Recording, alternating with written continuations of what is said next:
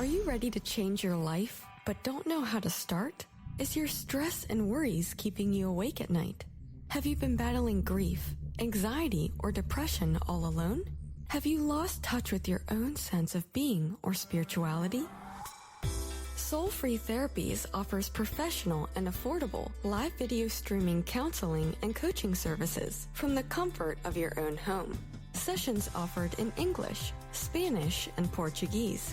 Go to our website at www.soul-free.com and book your first session today. Is your credit in bad shape? Do you need a new car? Ready to buy a new house? You want to rent an apartment? Are you going to apply for a job? Any one of these activities, they're going to ask for a credit report and then check out your credit score. Let Dynamic Solutions 2 erase your negative credit remarks. They offer a life-changing, dynamic financial solution. The finest in fast, professional, affordable credit repair. They have affordable monthly prices. They accept Visa, MasterCard, PayPal options available. You go to www.dynamicsolutions2, that's the number 2.com, or call 424-888-2820. Now, if you enter promo code ED or you mention Ed Opperman, you get a 10% discount. How's that? You get a free consultation, all negative items removed, get back in positive credit position. Dynamic Solutions 2, life-changing dynamic financial solutions. Hey you, podcast listener, this is your last chance. After this, there is no turning back. Take the blue pill.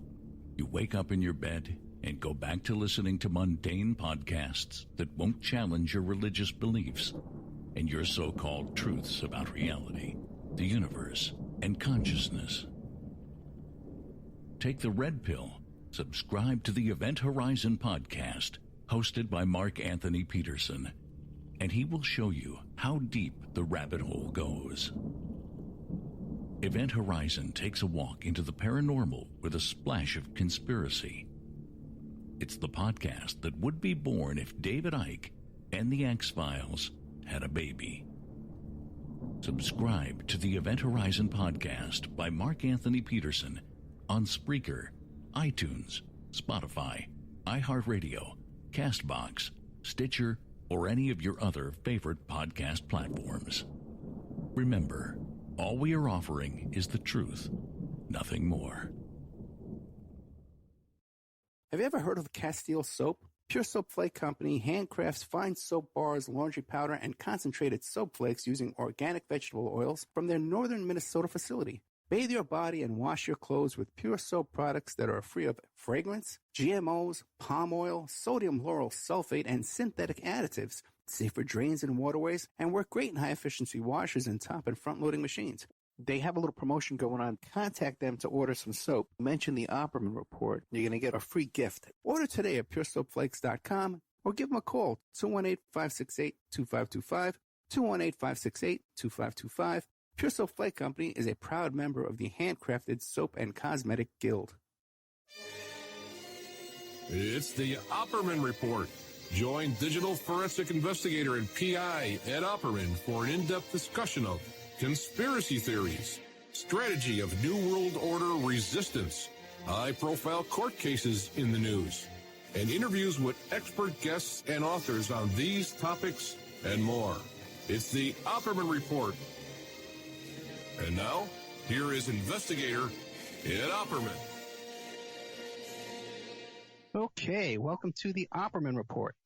I'm your host, private investigator Ed Opperman, president of Opperman Investigations and Digital Forensic Consulting and emailrevealer.com. I'd like to welcome a new sponsor. This show is brought to you by getthetea.com. Getthetea.com or lifechangetea.com. You can find it at both websites. I just got this new tea in the mail, Life Change Tea, and it helps you lose weight, maintain perfect health, cleanse your body from intruders, reduce constipation, and maintain great digestion. Just started using this stuff 3 days ago, and I'm loving it. I get up in the morning. Everybody knows I get up at 3 o'clock in the morning, and instead of drinking coffee now, I have a little glass of this tea here. I drink it cold, and I have full of energy. I skip my morning coffee, and I think I'm losing a little bit of weight. I'll give a little update on that Friday night. I'll tell you how I'm doing with the getthetea.com, lifechangetea.com. Okay, Really excited about my show today. We had on Vince Font a while back. A cool guy. I like him a lot. And we talked about American Sons, the untold story of the Falcon and the Snowman. Everybody knows the Falcon and the Snowman, one of the greatest movies of all time with Sean Penn. You know, I love that movie. I don't know who my friends are anymore. I love that movie. Okay, so we had Sean Penn on, and I've been bugging him for years. Get me Christopher Boyce, who's the Falcon. We got the next best thing. We got Cait Boyce, who helped co-write the book of American Sons, the untold story of the Falcon and the Snowman. She's the wife of Christopher Boyce, who's the Falcon, and she's working on a whole new deal right now coming up. Hero to Zero, a Navy SEAL's true life journey. And then that's about Kristen Beck, who used to be Christopher Beck. And I believe he's the first or only Navy SEAL ever to go through a transgender, do they still call it sex change? I guess they do, right? A sex change. Transition, right? Okay. So welcome to the show, Cait Boyce. Thank you very much for having me. What do they call that now? They used to call it sex change when I was a kid. What they call it transitioning. Transitioning. Yeah. I actually have a friend right now who's transitioning from female to male. She's like 19 years old, maybe 20 years old by now. I've known her whole life. It's kind of, unsettling to tell you the truth. Now, tell us about yourself, though. Who is Cait Boyce? Oh, good Lord. That is just like the most difficult question in the world. There's so many different parts of me. I think my favorite definition of myself would be a cisgender, middle class, white female who got involved because of the 60s and the 70s with every radical group known to mankind, probably, and understood from an early point in life what discrimination against other people looked like. I think it's because my upbringing was so wonderful that it allowed that visual to be able to see that other people weren't having a life as good as mine. And so it kind of launched me into being that self-propelled radical and working for marginalized individuals from African American to LGBTQIA. Very interesting. I actually grew up with the Yippies myself. I'm 55 years old. So I was a member of the Yippies back in New York City from like 1977 until about 1982, 84. So I've been on the left my whole life myself. Radical, I guess you can call it. Well, my favorite group was the SDS and the Weather Underground. So yeah, a little before your time. Christopher, well, with his parole conditions and stuff like that, is he allowed to be associated with you? Yeah, that would be interesting, wouldn't it? Is there a reward? He's actually not on parole. I will tell you that. After 5 years of being on parole, I petitioned and had him removed from parole. Oh, very nice. He has been off parole. He's been out for 15 years. He's been off parole for 10 years. And yeah, it's a good life. Now, and how did you meet Christopher Boyce? Was he in prison? Was it before he went to prison? What's the story there? He was definitely in prison. He definitely was. I was working for a law firm. I was working for a pro bono law firm that dealt with people in prison, a lot of those people in California that were on death row, that were being commuted at that time, and they were being released from prison. So they would come to our office and we would help them kind of put their lives back together, gather identification, learn how to apply for jobs, be able to face an interview, things like that. I enjoyed that. But after work on Fridays, we would all kind of sit around and shoot the bull and talk about cases that were in the news. And one of the cases that was in the news was the Falcon and the Snowman. And then what? You went down to the prison to interview them? Oh gosh, no. No, actually, it was almost a bet, and I have to tell you that it was years afterward that I actually met Chris, because my focus at that time, once I started looking into the case, because I was intrigued. I mean, let's face it, who wouldn't be? Oh, it's fascinating, yeah. Oh, yeah, exactly. And the character that is Andrew Daulton Lee instilled pity in me. It instilled rage in me. There were a lot of feelings with that. So I got involved. I sent Daulton a message to the prison and asked him if he would talk to me. And some of the guys that I was working with, it became kind of a bet. It was like, yeah, you'll never get this guy out of prison. And I said, well, I got to at least try. And so that's how that started. And that was back in 1980. Fascinating. Why don't you remind me we did a whole 2 hours on this with Vince Vaughn. Did you? Oh, yeah, about the Falcon and the Snowman, the whole story about the book. But why don't you remind the audience what that whole controversy was about? How did they wind up in prison? What were they accused of doing? The whole story. So Christopher Boyce took a job at TRW back in the mid-70s, I want to say 73, 74. Not all that long out of high school. His dad at that time was the head of security for McDonnell Douglas Aircraft. And so he knew the people at TRW and was able to help Chris secure a job. With little to no background investigation, they stuck this 20-year-old in the Black Vault, which was handling CIA documents and CIA secrets, which, I mean, I have to laugh at now. It's so preposterous. But it was the whole Watergate era. It was all of that stuff. Chris was fine with his job until one afternoon when a Twix came over that the CIA was interfering in Australian elections and trying to oust Gough Whitlam to put their own man in charge and in power. And it set him off. And I have to, I want to be fair about this. I mean, I'm married to the guy. I got him out of prison, but let's be really kind of fair about it. He went about it the wrong way. They both went about it the wrong way. They should never have taken secrets to the Russians. I personally would have done a Woodward and Bernstein and gone to the press. But as Chris said years later, he didn't really think anybody was going to listen to somebody of his particular age with no background. Now, TRW, wasn't that like a credit reporting agency? Well, TRW, that's just one of a multitude of things that TRW does. TRW is, in fact, a credit reporting agency. TRW also is the manufacturer, the corporation that manufactures the seat belts for Volkswagen, Mercedes-Benz, and Volvo. TRW is also one of the nation's largest CIA Black Vault operatives. So TRW is in existence today? Under what name? Yes, it is, in Redondo Beach. Under what name? TRW? Under TRW, I believe. Do they still do credit reporting? No, right? I don't think they do credit reporting anymore. I think mostly they're doing CIA work. Now, that's fascinating. So that means that the TRW, this famous credit reporting agency, was working for the CIA. Well, I think they were CIA before they were actually credit reporting agencies. That's fascinating. I had to look into that because let me tell you something. There's only 3 major credit reporting agencies, and they're the only ones allowed to collect credit data and report it back. Everyone else who's a CRA needs to purchase it from them and resell it and then do the work for them, correct any errors. So it's just the racket that they got going on. These credit reporting agencies is just fascinating to begin with. And now that you tell me that it's a CIA operation, is mind-blowing. It is a little bit mind-blowing when you think about it, because so you have TRW in Redondo Beach that actually had spy satellites on their facility. So it's a little touchy.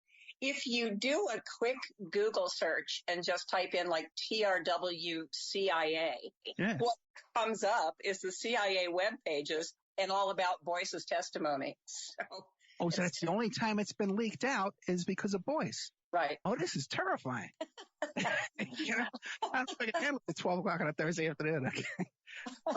Sorry to burst your bubble on that one, but everybody's watching us. Yeah, that's serious business. That's why Chris and I were so supportive of Edward Snowden. Yeah. Because it needed to be said that the NSA is listening to you. It needed to be said that the CIA is reading what you write. And in fairness, I'm not a conspiracy theorist. I'm kind of, I take things with a grain of salt and I do my own investigation work.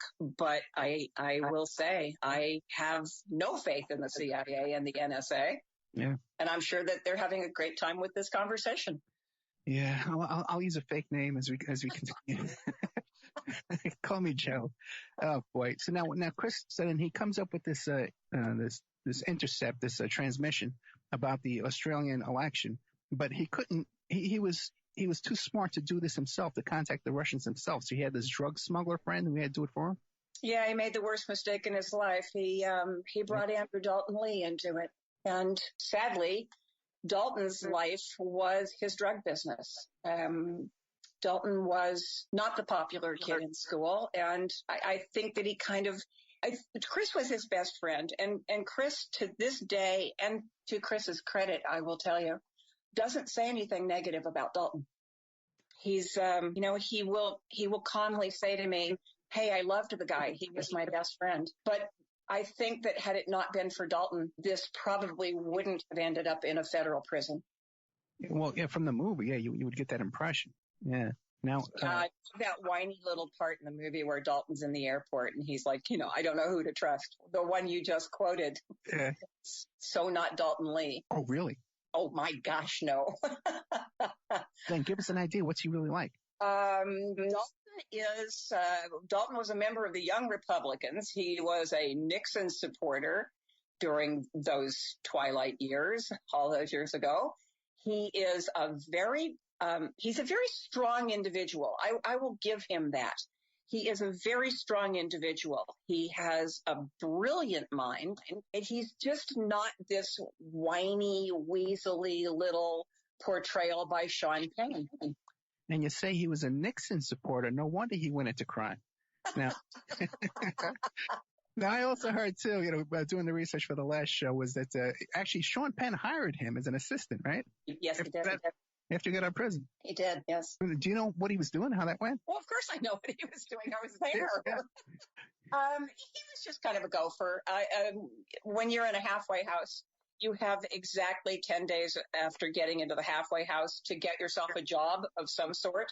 And they don't care whether it's working at McDonald's or, running as a CEO for a major corporation. You just need to be employed because 25% of your wages go to the halfway house. So Sean, after friends and family reached out, Sean said, well, heck, I'll just hire him and he can come to work for me and it'll solve that problem. Sean and I had actually a fairly decent relationship. He spent some time with me when they had decided to do the movie. And so he and I met in Redondo Beach and we talked for hours about the making of the Falcon and the Snowman. And what do you make of his politics? Well, I'm going to reserve judgment on Sean. Sean is Sean's own person, and he's comfortable in his skin, and that's what's important. I try not to judge people based on their politics. Okay. I do support his politics. They differ slightly from mine, and the way of going about them differs slightly from mine. But let's face it, I'm not in the middle of a movie screen, and I'm not the one that got an Academy Award and can stand up there and talk politics. I have to be the little person on the sidelines that just battles everything the hard way. Right. And movie stars have it a little easier than we do. But do you think you have to compromise your principles in order to get to that position where you can stand on the Academy Awards stage and make announcements? I don't know. I just know that I don't compromise my principles for any reason, ever. Okay. So now Chris and Daulton Lee, they go into this business selling these secret stuff, the codes and stuff like that, right? Now, were they making good money doing that? No. And I want to be really clear about this. They weren't selling codes. Okay. And this is where there was a disconnect, and this is where there is still a disconnect. I still hear from people literally on a daily basis who say things to me like, your husband should have been executed for treason. Right. And that's hard to take. It's hard to take from a humanist standpoint, let alone a wife's standpoint. What the Russians received were KH-11 crypto cards. Those crypto cards are used and out of date the moment they come out of TRW. Those crypto cards could never have been used to gain access to American secrets, never cost American lives, never did any of that, never had to reroute satellites because of them, none of it, because the codes that go along with the KH-11 crypto cards were never provided. Chris steadfastly refused to provide them. I want to back up a bit because you mentioned before, and I let it slip away, that TRW had their own satellites. What are these satellites used for? Well, they were CIA satellites. And one of the satellites in question, of course, was the one that they were, the project that they were convicted of, although that never got anywhere. I don't know if the satellites were launched. Well, I know that a couple of the satellites were launched. They were spying on Russia. The Pyramider document, the Pyramider project, they said was designed so that we could actually see a cat walking on a roof in Soviet Union. And that was 40 years ago. So when you question Chris about the Pyramider project and what it was a black vault project. It was never meant to fly. It was in plans only. There was a scale model of the satellite that was built, and what that satellite actually would transpose to today in 2018 is an iPhone. Wow. That was the capability of that satellite. Wow. Okay. Now, what about all the stuff you see in the movie about Daulton Lee going to the Russian embassy and all these adventures over there in Mexico? Is all that accurate? Oh, it is, yes. Really? Yes, it is, sadly. The torture when they arrested him the torture in the movie does not begin to explain how bad the torture was in real life. That's when he was arrested in Mexico, and U.S. intelligence was down there too, torturing him? I don't know that U.S. intelligence was torturing him. I know that U.S. intelligence was giving him drugs. He was a heroin addict by that time. He was taking large amounts of heroin. And the U.S. intelligence group and the State Department was trying to get him off heroin so that they could get him back across the border. And they were giving him a combination. Now, they deny this, and it's hard to deny this because I actually have the pill vials still all these years later. Wow. The U.S. group was giving him a combination of Meloril and one other medication to, quote unquote, withdraw him from heroin. And the combination of the two drugs actually had the same effect as the heroin. So it was a nightmare for Daulton Lee. And you know, again, don't do the crime if you can't do the time. I understand that. But I think that the torturing of another human being is wrong under any circumstances.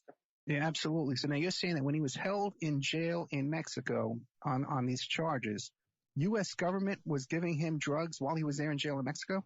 I think they were trying to withdraw him from the heroin DTs or whatever heroin addicts go through. And they were giving him a combination of pills that had exactly the same effect as heroin. So needless to say, Daulton wasn't talking to anybody. Yeah, and I wonder if there's even a legal procedure to do that. Like, how do they have the authority? I don't know that they do have the authority. I mean, he's an American citizen, but he's an American citizen in a Mexican jail. Right. And pretty much the rule of thumb is that when you go into another country and you get arrested, there's very little that the American government can do for you. And that's an interesting fact because people think, well, I'll just go to the U.S. embassy or I'll just call the embassy. It doesn't work that way. There's little that the American embassy can do for you in any other country when you've broken the law. Yeah, absolutely. And what kind of torture, physical torture, were they putting him through? I know that, God, I can't even believe I'm about to say this on radio. I know that they took a sword and sliced open one of his testicles. Oh, my God. Yeah, I knew that was going to hurt every man listening. Yeah. I know that they did try to drown him in a toilet. I know that they did just beat him senseless. They just had his hands, his wrists and his ankles handcuffed together. He's a small man, which made that even more uncomfortable. And they left him to sleep that way. I know that they deprived him of clean food and water. He was a mess. He was a mess. Okay, that's horrible. And then how did Christopher get arrested then? What did Boyce, not Boyce, did Daulton Lee rat him out? I don't believe that Daulton would have ever ratted him out. I think that basically the American government, the FBI and the CIA knew full good and well what was going on before either of these two were arrested. And me personally, my belief after 40 years of research into this thing is that these arrests were a complete setup to suit the CIA and to suit the FBI and the United States government. So they waited till Daulton went to Mexico and they arrested him. They charged him with dissemination of information, the Pyramider documents, which those documents, by the way, never got to the Russians ever at any time. They went right back to TRW and right back to the CIA. They arrested Chris at a turkey ranch in Riverside where he had been living, not in an open field flying his Falcon. And they know where they live. They know what they're doing. They just closed in. And you said to suit the FBI and in what way? Well, I think that when it comes to making an arrest, and come on, I mean, let's face it, if the FBI is going to make an arrest, they don't just go kick down a door and arrest somebody. They do kind of like to figure out where that person's going to be, how the arrest is going to be able to be made easily and to the best benefit of everybody involved. Not to hurt the person that they're arresting, not to have FBI agents get hurt. And that's how they do things. So I think that they had been watching him for quite some time. And they just, after Daulton was arrested, I think it was 4 days after Daulton was arrested, 5 days after Daulton was arrested, they swooped in and grabbed Boyce. Now, you said that the information they were selling didn't have a lot of value. It had no value. Had no value. So then could the FBI or the CIA have arrested them earlier? Oh, sure. They were stealing documents and removing them from TRW. So, yes, of course. They could have arrested them and charged them with that, but that never happened. Because they wanted to arrest them. Or maybe they weren't following up to see who they were selling it to with Russia. Well, that's quite possible. There were a lot of little tidbits that nobody could ever make sense of.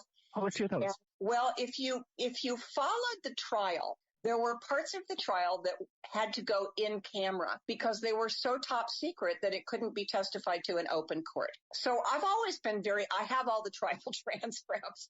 So I was always very curious about some of the stuff that was held in camera.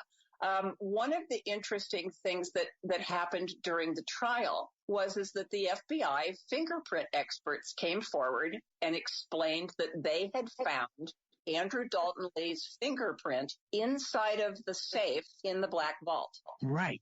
He had never been to TRW. Vince told me that. It's fine. Right. How did that happen? That's the point. He had never in his life been in TRW. He had never been to Chris's workplace, had never even been on the grounds at TRW. And yet there's a fingerprint? Yeah, I forgot about that. Yeah. That always stuck with me.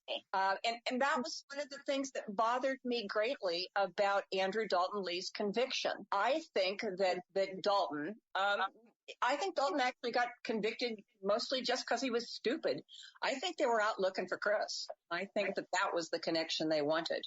What other little things made no sense? Anything else? Oh my gosh. Yeah, I guess what never made sense to me was the fact that they were charged with stealing the Pyramider documents and transporting the Pyramider documents to the Russians.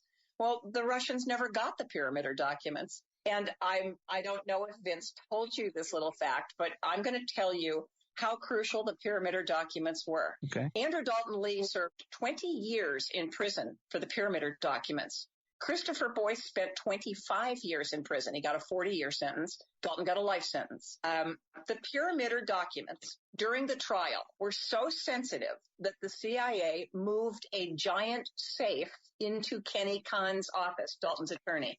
And the Pyramider documents resided in that safe. Every morning, 2 CIA agents would come with the aluminum briefcase, handcuffed to their arm. They would put the documents in there and they would take them to court.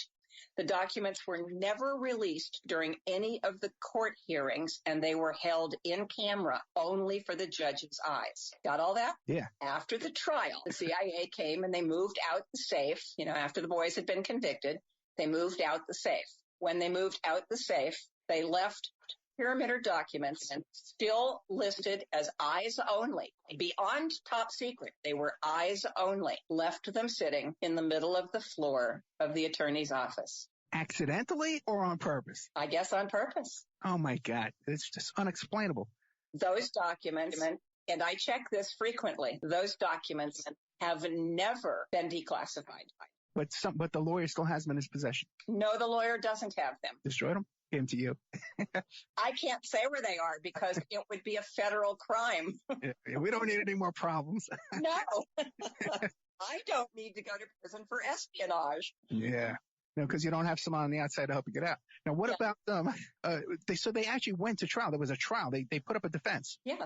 What was their defense? Andrew Daulton Lee's defense? Well, Andrew Daulton Lee's defense was to blame it all on Chris. Oh, no. And Chris's defense was to blame it all on, everybody else and Andrew Daulton Lee. So basically, the other guy did it. Yeah. I think Chris felt that he was backed into a corner. You have a father that's a former FBI agent and the head of security at McDonnell Douglas and has multitudes of CIA contacts. And I think it was just so overwhelming for him. But I think in his heart, Chris always expected to be caught, always expected to be punished. All right. I think it wasn't a surprise to him. Now, just to clarify again, a lot of people think when you see the end of the movie, you think that these guys got the death penalty for treason, but they weren't charged with treason. What were they charged with again? They were charged with violation of the espionage laws, and espionage is not a death penalty offense. Right. So, and they each one got 20 years, the other one got 25 years. No. Andrew Daulton Lee received a sentence, which at the federal level is minimum 10, maximum 30. And Christopher Boyce received a 40-year sentence and then added on to that with bank robberies and escape. Right. Now, when I did the last show, I got a whole bunch of messages saying that Christopher Boyce received special treatment while he was in prison, like he was housed at a gym or something. What do you know about that? Huh? Received special treatment? Yeah. I wonder what that defines out as. Or what would that look like? Well, that he was housed in a gym. He wasn't housed in a regular cell like the other inmates. Absolutely untrue. Untrue. Okay, because that's out there. You've heard that before, right? I haven't heard that before, interestingly enough. Absolutely untrue. For the most part of his confinement, he was held in solitary. Then how was he able to escape? Well, at the beginning of his confinement, he wasn't held in solitary. He was at Lompoc.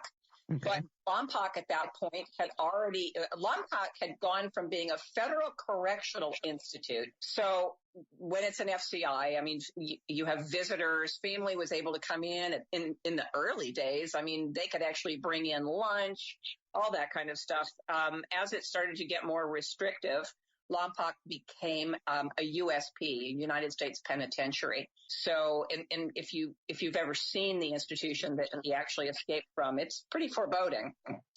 So he certainly was not held in a gym. He was in a maximum security United States Penitentiary. He just outwitted them, which is why he ended up, after his rearrest, spending so much time in lockdown. It was torture, and they did it because he did something that they never could figure out. And every day, the Bureau of Prisons wanted to know, how did you do it? How did you escape? How were you able to do this? And he wouldn't tell them. That's what I want to hear, too. How was he able to do it? Tell us how he got out. How did he do it? In our book, there is actually a diagram along with photographs that were taken by another inmate of Chris at all of the little areas where the United States Bureau of Prisons defenses were down. Chris has a very militaristic mindset. I don't think that there's a military history book that he doesn't know or hasn't read. He knows every battle from the Civil War on, and that's how he plots things out. He's very careful, and so that's what he did. He didn't just jump in to try to do something. Okay, but that brings up a good question too, because now he never served in the military, did he? Or did Daulton Lee? No, neither. Now, how come? Wasn't there a draft at that time? There was a draft at that time, but you're talking about two kids who were fresh out of high school. Okay, and I guess they were in college. They got it deferred because they went to college. Take the draft in 70. I'm trying to remember. You would think I would remember that off the top of my head. I think we started to curtail draft numbers in 1974. Yeah, 73, 74, right there, yeah. So while they both would have registered for selective service at age 18, that doesn't necessarily mean that they would have gotten a draft number. Okay. And were they in ROTC, anything like that? No. What about any kind of what were their majors in college? Well, Daulton didn't go to college. Chris was a history major. History major, okay. And actually has his bachelor's degree in history. And what school did he go to? He graduated from Hamlin University in Minnesota. Hamlin in Minnesota, okay. All right. Now, back to this escape. Did he have help? Did you know him around the time of the escape? No, I swear to God, I didn't. I want to get that reward. I know, yeah, right. He was, I will tell you, there was a fortunate streak here. One of the inmates that Chris did time with was a gentleman named Calvin Robinson. And Calvin Robinson helped protect Chris because, Chris was a little white boy in prison in his early 20s. And there were people gunning for him. So Calvin became his friend and Calvin protected him. Calvin, years later, went on to be fairly well known for having like 340 tons of pot under the Golden Gate Bridge and was rearrested in 1983. But it was Cal that, after Chris escaped, told him, where he needed to hide and got him to Idaho.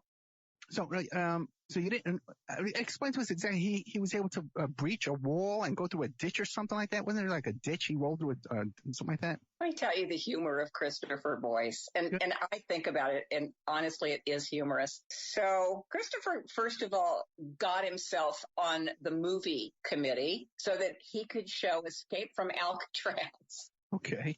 Then he got himself assigned to the art department so that he could make paper mache. And so he made a paper mache dummy of himself. Then he got himself on the grounds crew and ended up in a tiny little sub-drain. If you look at the picture of the sub-drain, I'm fairly thin and I couldn't fit in that thing. So, he's very systematic all the way through here. And that's exactly what he did. And then he breached the wall where he knew that he couldn't be seen, where they were building a new guard tower. And all these documents and diagrams and pictures can be found in American Son's The Untold Story of the Falcon and the Snowman? Absolutely. Is that the newest version? It is the newest version, yes. Okay. Now, it's the 40-year anniversary, that's... Now, Vince Vaughn tells me this story, that after he gets out of this prison, that he hides out in the woods for 30 days on his own, like eating nuts and berries. Is that the story? Well, he was eating nuts and berries, and he had a practice. He wouldn't seek out bugs, but if one landed on him, it was fair game. So, yeah, that's what he did. And so he was living on his own out there for 30 days.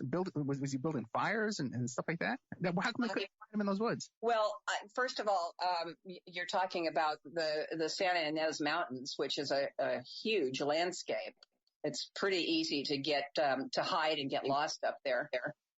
Okay, so for 30 days, no food, right? No water, no way to clean himself up and stuff, right? Right. Streams. Streams, okay, but still, you're not shaving, right? Right. You're roughing it, okay? And then he was able to be picked up as a hitchhiker. Someone picked him up hitchhiking? Sure, it was the 70s. So actually, that time it was the 80s. So he had no help? No one he knew came and picked him up? Nobody he knew came and picked him up. And then where'd he go to right away? This guy Calvin Robinson told him a safe house he can go hide out at? He went from the Santa Ynez Mountains north to the not the Bay Area, but close enough, and met up with Calvin. And then Calvin got him from California to Idaho, to Bonners Ferry, Idaho, where he was with Gloria White, who was Calvin's former wife. Oh, that's interesting. Okay. Did they have a little romance or just Oh, no. Gloria's since gone. She's passed on. Comrades in arms. Okay. Now, then he takes off on this bank robbery profession. Yeah. Yeah. Describe that. Yeah. That's not my happy spot. Yeah. Okay. I'll give him 2 snaps. I said to him one afternoon, why the hell did you rob banks? And he said, well, I couldn't go to work at 7-Eleven and I needed money. Okay, well, I get it, but still, I think he regrets the bank robberies more than he regrets anything else because he scared people. He truly scared tellers. And as gentle as he tried to be, you're holding a gun on people. I will tell you that 9 out of 10 of those robberies, the gun was unloaded. I interviewed those tellers before I went to the parole commission to seek, the appeal that finally released him. And I have gotten no negative comments from any of the tellers that were robbed. Okay. How many bank robberies did he do? Well, he pled guilty to 3. Oh, okay, 3. And how many did he really do? By my estimate, I think there were 24. Really? My yeah. goodness. And they couldn't pin him? They had no matching witnesses or anything or cameras or anything to match him to those other 20? Well, in those days, if you think back to like 1980, in those days, it was black and white Polaroid pictures that were scanning the bank lobbies. Now it's all digital, and they'd be able to catch you just very quickly. But I mean, I actually have one of the original photographs that came out of the machine that shows him robbing the bank. And the photo is so grainy and so bad, I'm surprised anybody could find. I mean, I wouldn't have noticed him if he was standing next to me. Actually, nowadays, they don't even call the cops. Yeah. They just hand over the money now because they don't keep such a little amount of money in the drawer. Right. They just, maybe that's just here in Vegas, but that's what they do here in this neighborhood. I know for a fact that they just hand over the money, and no alarms, no nothing. The average bank robbery in the United States takes a haul of $700 or less. That's right. As a mandatory minimum sentence of 25 years. I don't know about you, but, I got better things to do with 25 years. Yeah, and I hear you. Now also, too, what year did the movie come out? The movie came out in 84. Okay, so 84. And when did he get caught and recaptured? He was recaptured in August of 81. He escaped in January. He escaped January 20th, 1980. Was recaptured August 21st, 1981. I can't believe I remembered those dates. Now, that's interesting. Now, how come? Because the story's much more interesting. When you think the guy gets out, he breaks out of prison, he's robbing banks. Why didn't they include that in the movie? Well, I think the movie was the focus for the movie was the book, the original book, Falcon and the Snowman, which, of course, certainly didn't concentrate on what happened afterward. Yeah, but you think, they could have wrote another chapter on the book and released it, and then I guess maybe the rights, they purchased the rights or whatever. Right. Okay. How did he get recaptured? He was turned in. Oh, really? Who turned him in? Yeah, he was turned in. The gentleman that he was robbing banks with that were kind of co-conspirators in the bank robbery were a couple of brothers, and they, in fact, turned him in for the $50,000 reward. Well, then, in turn, didn't he turn them in for the bank robbers? No. So they're still out there running around? Well, one of them's on death row in Idaho for killing a cop. So they weren't the nicest people on the planet. I had a great friend, Denny Barron, who was a United States Marshal. He was the supervising marshal in the Seattle office. And he was actually the one that captured Christopher Boyce. And he and I met years after that. But I liked Denny. And he said that had they not been turned in, or had Boyce not been turned in, they probably would never have found him.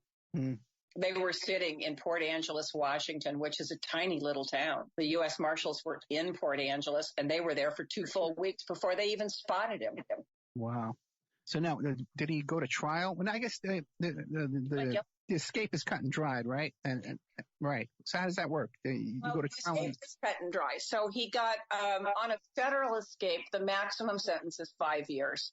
Really? He received 3 years from Judge Leidick at the district court in Los Angeles. The bank robberies, during the bank robbery trials, he was involved in the trial for about, I want to say 2 weeks worth of trial when all of a sudden he pled guilty, which shocked everybody. But the truth of the matter is that he pled guilty to keep Gloria White from being roped into the whole thing.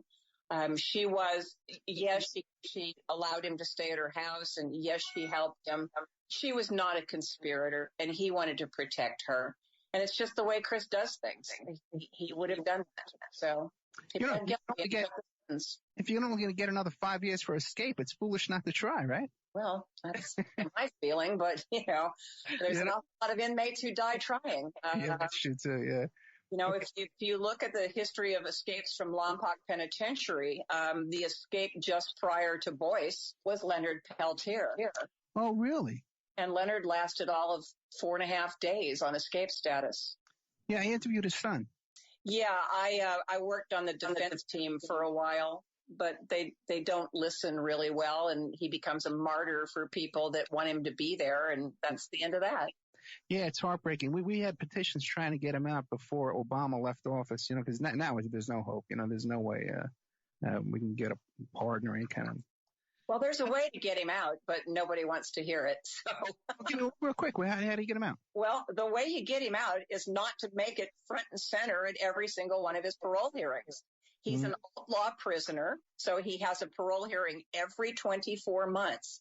So what routinely happens is the American Indian movement and all of his supporters get out there in the parking lot and they start calling CNN and the news services, and it goes on the wire. And this is ridiculous. This is not what the Parole Commission wants to see. What they want to see is what I like to call the mea culpa, the act of contrition, which is exactly why Chris and Daulton are out and why Calvin Robinson's being released soon. There's a right way and a wrong way to do a parole hearing, and the American Indian movement has been served by having Leonard Peltier in prison. Right. Yeah, I can hear what you're saying there, Now, this is about the time after Christopher Boyce is convicted on these extra charges, bank robbery and stuff, they put him back. This is about the time you get in touch with him? I was in touch with Daulton, and there was a moment in Daulton's life where he thought that I was aligned with Christopher Boyce. Talk about paranoia. But, that's just the way he thought. I spoke to Chris for the first time in 1981, not all that long after he was rearrested, when they got him to Marion Federal Penitentiary, or after he was stabbed. That's when he and I became people who know each other. That's the best way to put it. Okay, that's when you became acquainted. Yeah. On your first date, right? Well, when did the romance start? Let's get into that. Well, I think the romance started for Chris in the very beginning, but it didn't start for me. I never intended to get married, so it came as a complete shock to me as I was standing there and saying, I do. He has a way about him. He's very convincing. He figured that from the very beginning, if I got him out of prison, we were going to live happily ever after. Yeah, I guess he was right, though, right? Well, here we are 15 years later. We're still married. Yeah, it seems like you have a nice life, too. It's telling me off the air. You got the chickens and the snakes and the birds and, the whole factory going on there. Right? The 5 dogs, It seems like you guys are happy up there in a nice part of the country, that's for sure. So how'd you get him out? Have a good life, yeah. Yeah. How'd you get him out? How did I get him out? Well, I got Daulton out first. Okay. There was no way that Chris was going to get out unless I could get Daulton out, because Daulton had a life sentence. So it took me 20 years to get Daulton out. And the way that I finally got Daulton out was to go to Judge Kelleher. Daulton had made a name for himself in prison. He was the first federal prisoner in the history of the Bureau of Prisons to take and pass a certified dental technician course that was being offered at the prison. Wow. So they were using him through varying federal prisons to do the dental work. He was very talented. He was very smart. And I took this great work project of his and I wrapped it up into a nice presentation and presented it to Judge Kelleher, who was the sentencing judge. And then I explained to Judge Kelleher what happened routinely at Daulton's parole hearings.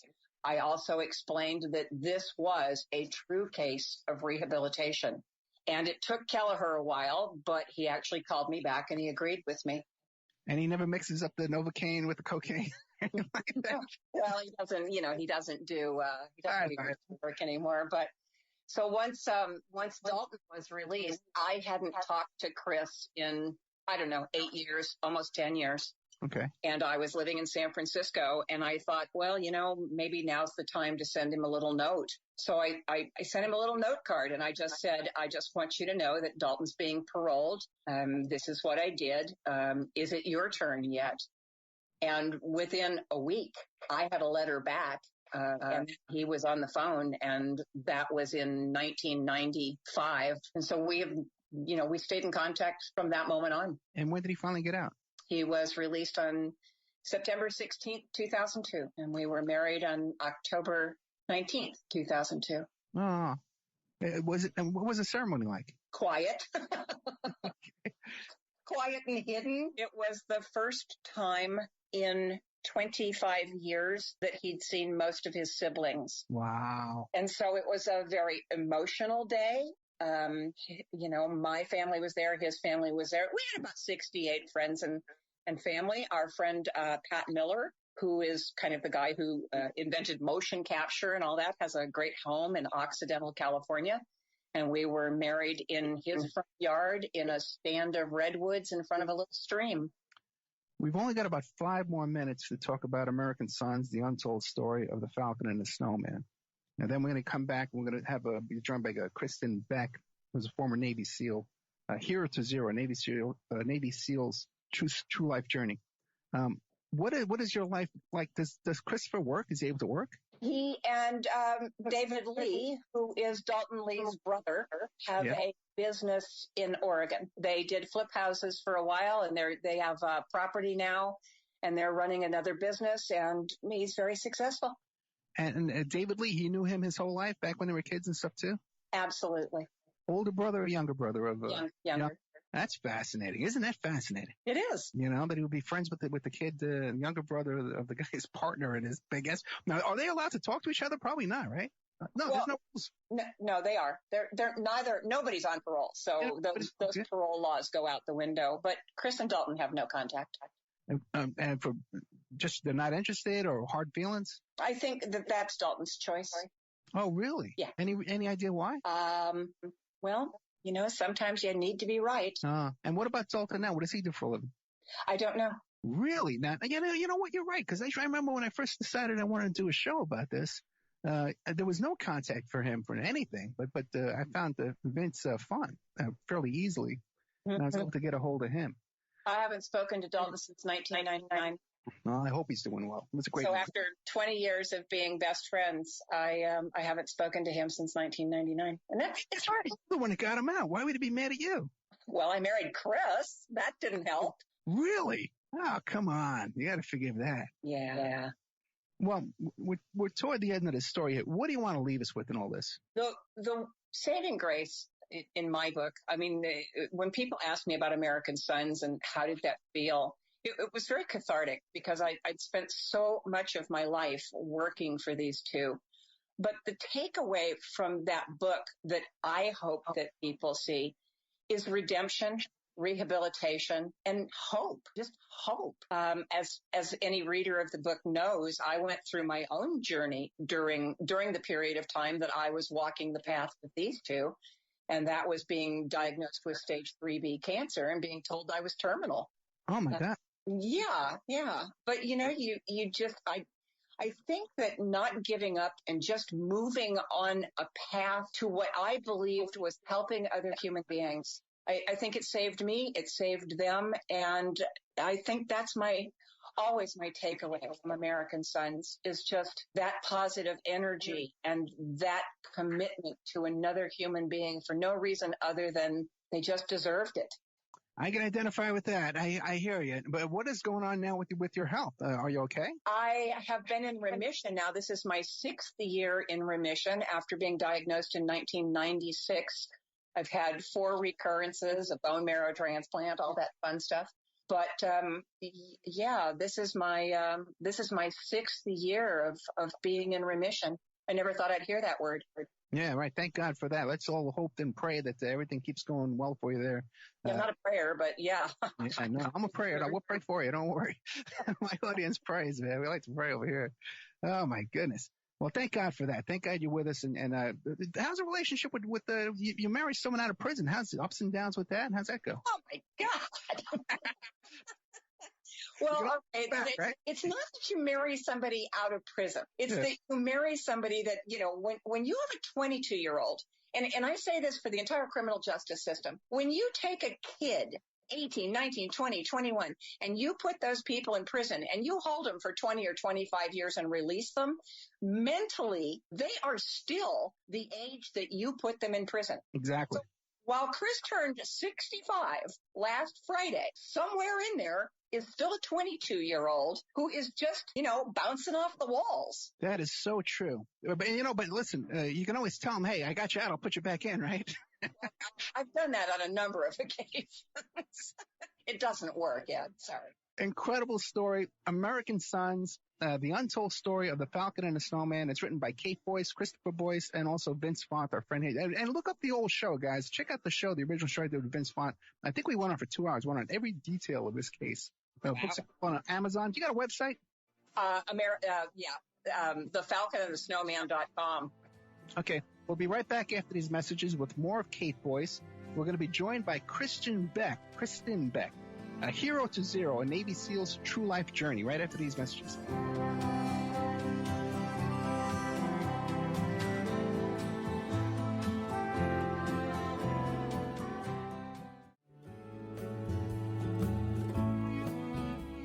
And now a word from our sponsors.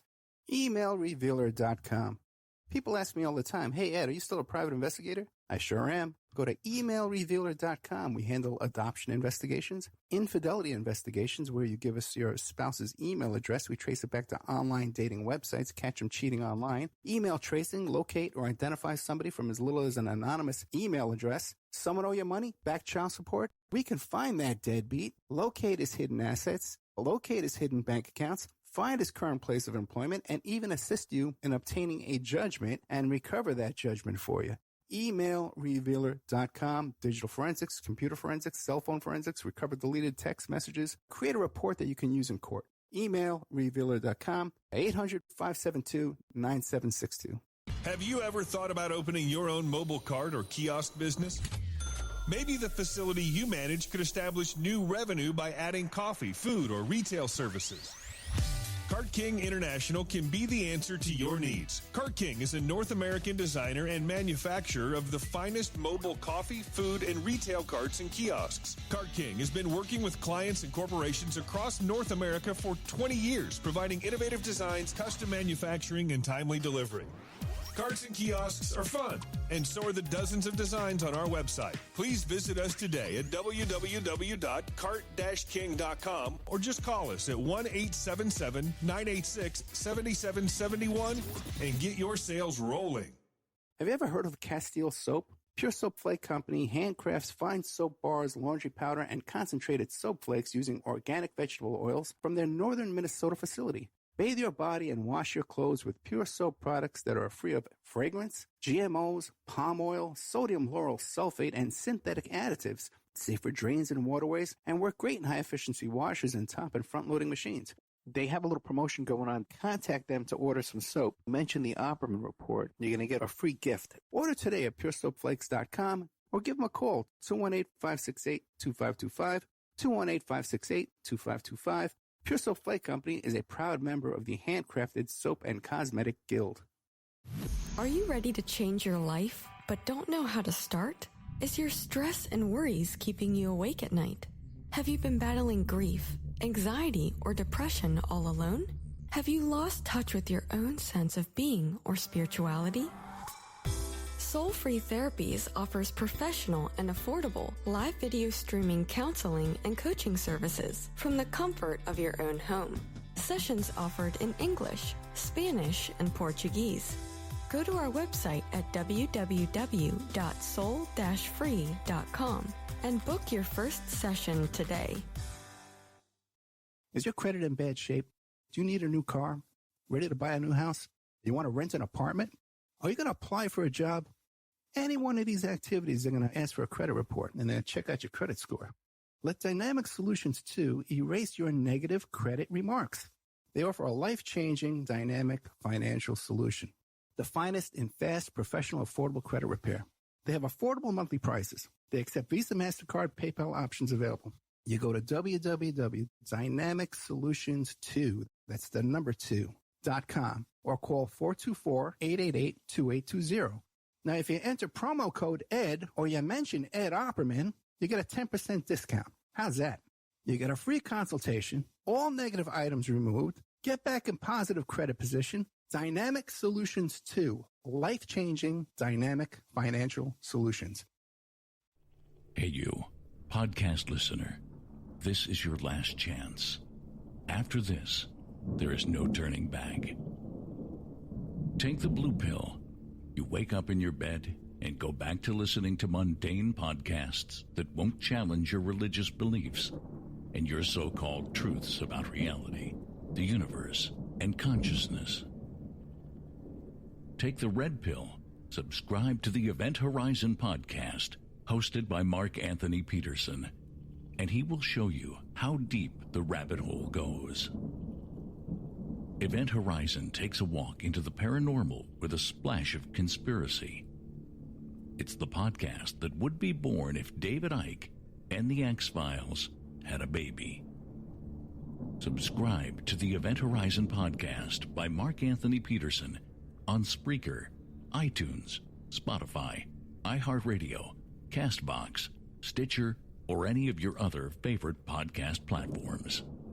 Remember, all we are offering is the truth, nothing more.